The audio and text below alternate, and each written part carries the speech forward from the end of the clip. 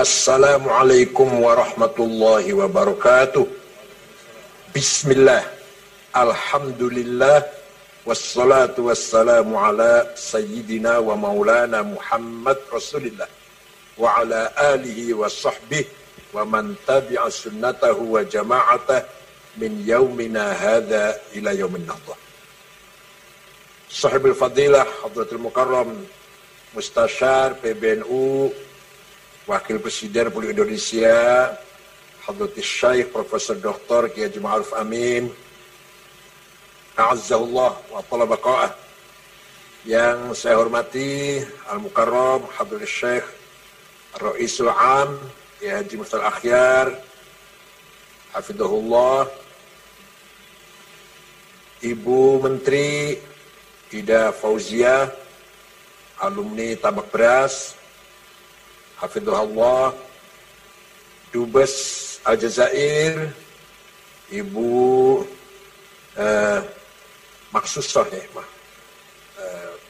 yang berbahagia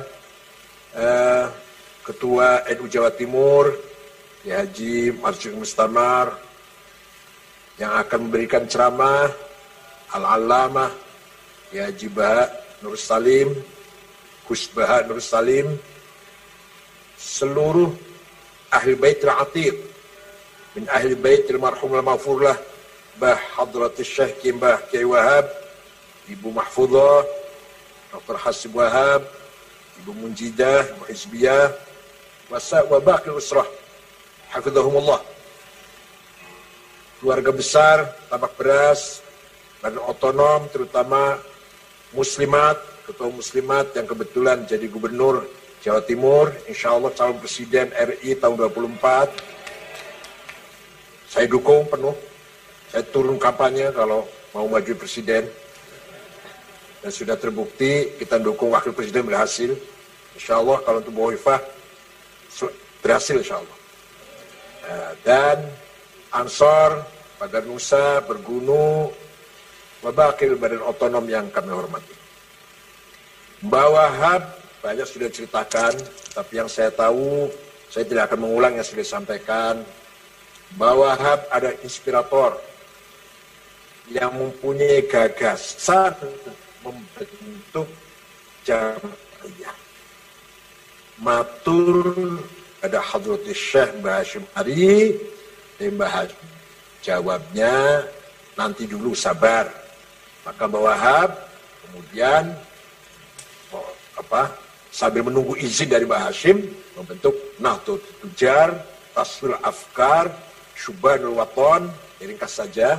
Kemudian Mbah Wahab menjadi utusan Komite Hijaz ketika Wahabi menang, Raja Abdul Aziz Al Saud membongkar situs-situs sejarah Taif, kuburannya Ibnu Abbas bongkar, Mekah Ma'la rata dengan tanah, termasuk makomnya Sayyidah Khadijah Al-Kubra, Abdullah bin Zubair, Asma binti Abu Bakar, dan para ulama yang lain, para sahabat yang lain, ulama yang lain. Kemudian rumahnya Maulid Rasulullah, rumah di mana Rasulullah dilahirkan, dijadikan WC. Rumahnya Sayyidina Ali dijadikan kandang khimar. Rumahnya Al-Arqam bin Abil Arqam yang pernah dijadikan tempat penggemblengan pengkaderan as-sabiqil awalin bongkar. Rumahnya Siti Khadijah yang Nabi Muhammad setelah menjadi zaujain, jadi pasangan suami istri, pindah di situ selama bertahun-tahun, selama sekian tahun, dijadikan, dimasukkan ke pasar.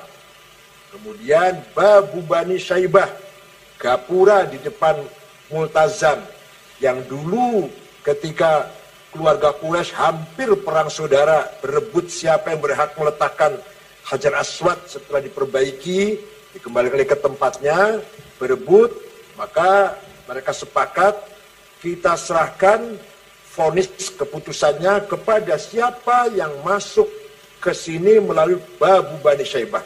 Yang masuk Nabi Muhammad, belum jadi Nabi belum. Nabi Muhammad masuk ke situ, masuk Babu Bani Syaibah. Abu Jahal mengatakan, hadzal amin. Ini yang akan mengambil keputusan. Dan ini remaja yang bisa dipercaya.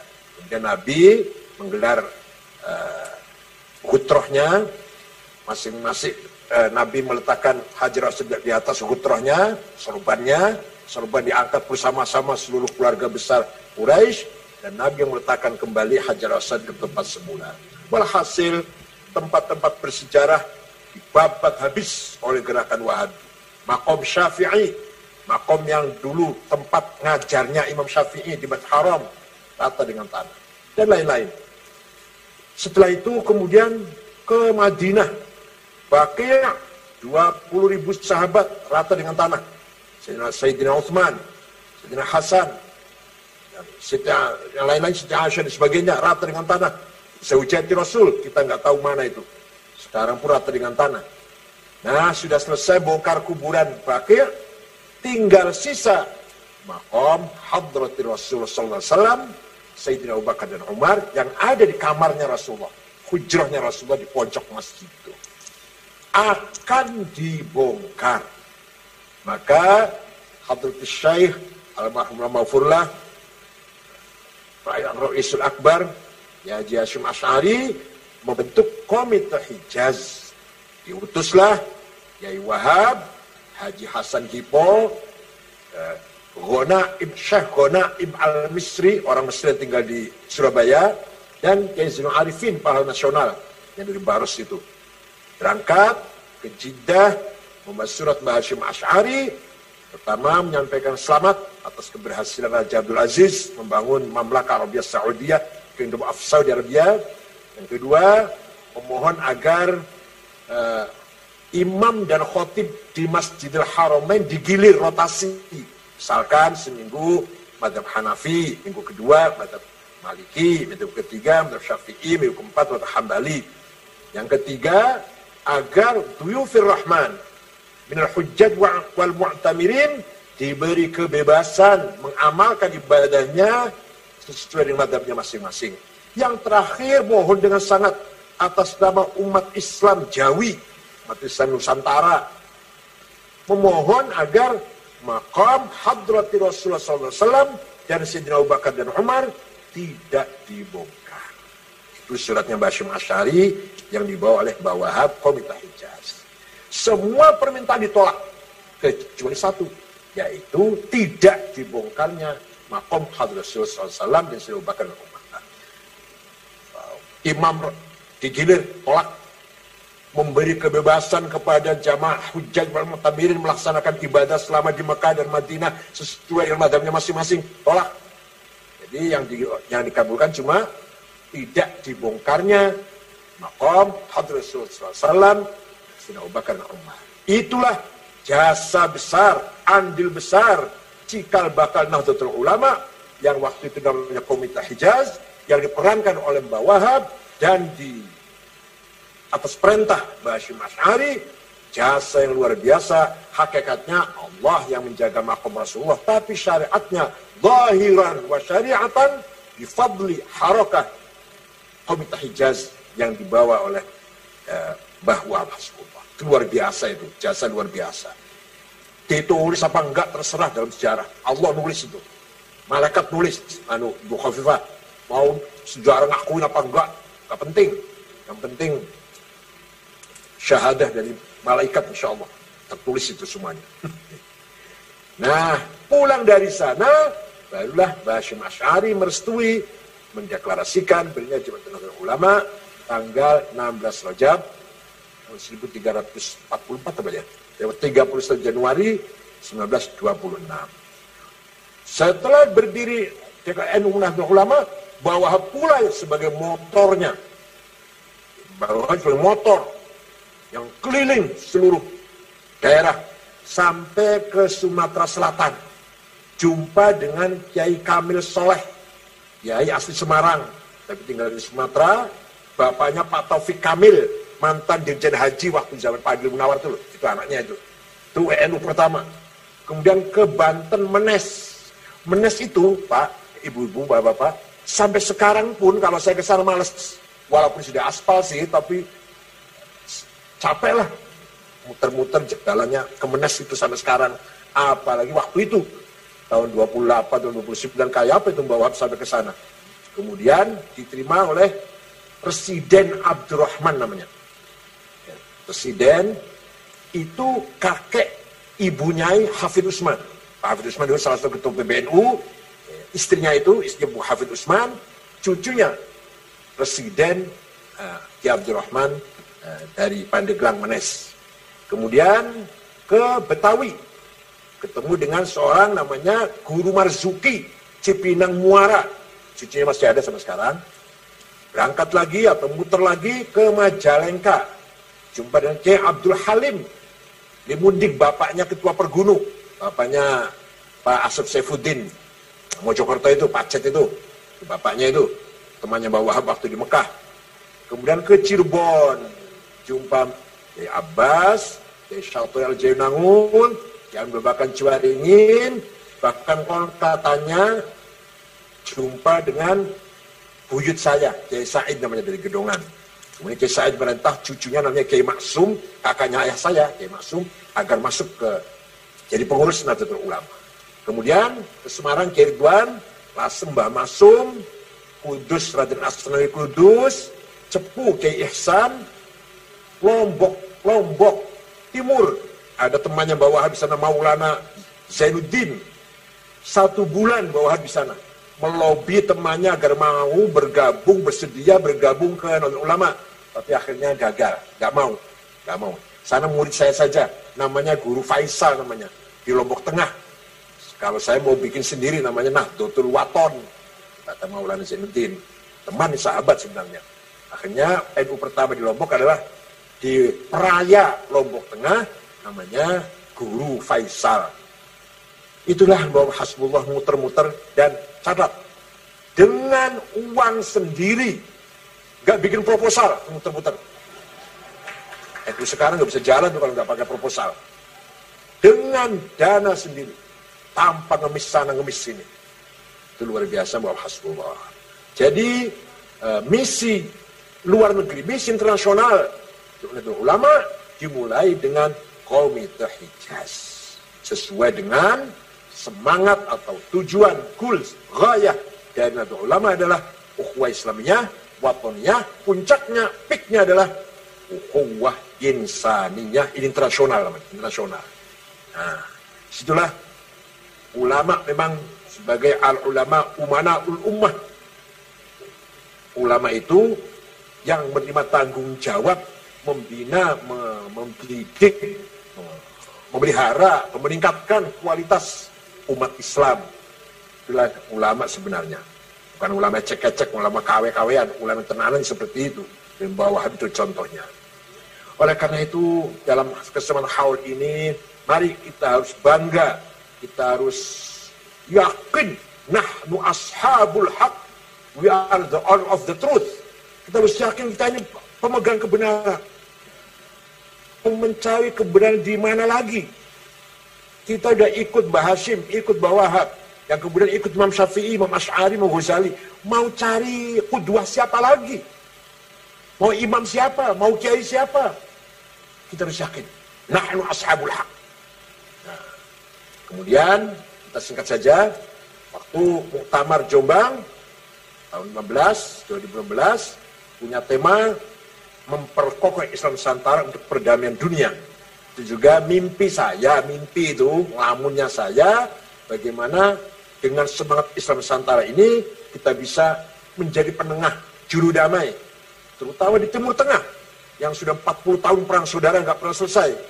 Alhamdulillah baru saja kemarin, hari apa kemarin dong? Hari Senin sore tanggal 29, saya diajak bicara konferensi Palestina.